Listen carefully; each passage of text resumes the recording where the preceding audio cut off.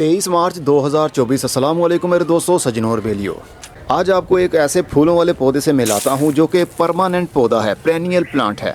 Pink इनोथेरा इसका नाम है और इसको पिंक लेडीज़ भी कहते हैं और इवनिंग प्राइम रोज़ भी कहते हैं। ये एक ऐसा पौधा है जो कि गमले के अंदर भी चलता है और ज़मीन के अंदर लगा दिया जाए तो बहुत ज़बरदस्त रहता है। वैसे तो ये एक जड़ी बूटी है, जंगली बूटी जो अमेरिका की नेटिव है, लेकिन 1 साल हो गया ये मेरे पास भी है। पिछले साल फरवरी के महीने में मैंने थोड़ी सी इनकी टहनियाँ लगाई थी, तो जो पुरानी टहनियाँ थी वो तो बिल्कुल मुरझा गई थी। आप देख सकते हैं ये बिल्कुल पापड़ बन गई थी और उसके बाद इसकी नई ग्रोथ होना शुरू हुई, क्योंकि ये पौधा रूट स्टॉक से ही नई ग्रोथ को शुरू कर लेता है। जैसा कि एलोवेरा का प्लांट वो जड़ से ही दूसरे पौधे को डिवेलप करता है, तो इसने भी कुछ यूं ही किया। और कलियां आप देख सकते हैं, ये तो फूल खिले हुए हैं। ये फूल 2 दिन हो गए खिले हुए को, आज ये मुरझा रहा है और ये फूल आज खिला है। ये भी फूल आज का है और ये वाला फूल भी आज ही खिला है। इसके फूल की भी बहुत ज़्यादा खूबसूरती है, लेकिन इसमें से खुशबू नहीं निकलती। लेकिन रस चूसने वाली मक्खियाँ यहाँ पर आती हैं, क्योंकि फूलों वाले पौधों में उसका नेक्टर चूसने के लिए वो ज़रूर आएंगी। तो आपका अगर वेजिटेबल गार्डन है तो आपको फूलों वाले पौधे ज़रूर लगाने चाहिए। किसी भी टाइप का फूल हो, लेकिन फूलों वाले पौधे हों। और इसको देखिए, गुच्छों की सूरत में कलियाँ लगती हैं। एक टहनी के ऊपर आप देख सकते हैं कि कितनी कलियाँ बन सकती हैं। 6 कलियाँ एक टहनी के ऊपर फ़िलहाल बनी हुई हैं। किसी के ऊपर 3 बनती हैं, किसी के ऊपर 4 बनती हैं, लेकिन 6 भी बनती हैं। इसका मतलब ये हुआ कि जब इसका सीज़न आएगा फूल देने का, तो ये बहुत ज़्यादा फूल देगा और दूर से ही देखने पर हमें अपना गार्डन बहुत खूबसूरत लगेगा। बस एक बार इस पौधे को लगाने की देरी है, तो देखते ही देखते आपका पूरा गार्डन इन फूलों से और इन पौधों से ही भर जाएगा।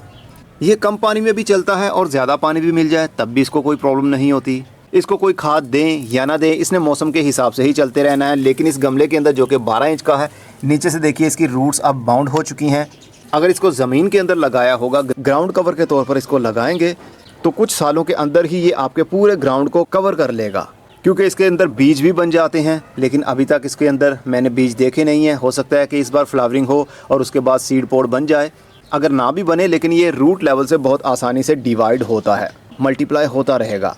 काफ़ी टाइम हो गया इस चैनल के ऊपर कोई फूलों वाले पौधे की नई वीडियो नहीं आई, तो आज सोचा आप लोगों के साथ यही शेयर करता हूँ। इसके पत्ते बहुत मुलायम होते हैं, डार्क ग्रीन कलर के पत्ते होते हैं और इनकी टहनियाँ भी बहुत कोमल होती हैं। चुभने वाली कोई टहनी और कांटा है ही नहीं, हर चीज़ बहुत नरम और मुलायम है।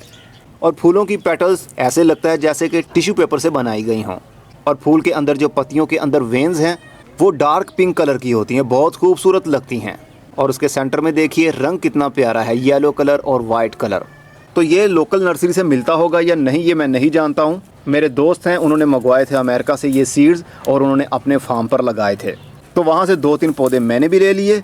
पिछले साल लाकर गमले के अंदर लगा दिए। कुछ दिन के बाद सारे उसके पत्ते गिर गए, टहनियाँ भी मुरझा गईं, तो मैंने सोचा अब ये ज़िंदा नहीं रह पाएगा। लेकिन 3 से 4 महीने के बाद नई ग्रोथ, मिट्टी के अंदर से ही इसकी नई टहनियाँ निकलने लगीं और देखते ही देखते ये पूरा पौधा बुशी बन गया। और 1 साल के बाद फरवरी के महीने में आकर इसको कलियाँ लगना शुरू हो गईं, जो कि आप देख सकते हैं। अभी 23 मार्च है, फरवरी के महीने में इनको कलियाँ लगना शुरू हो गई थीं, जो कि अभी तक वक्त के साथ साथ खिलना शुरू हो रही हैं।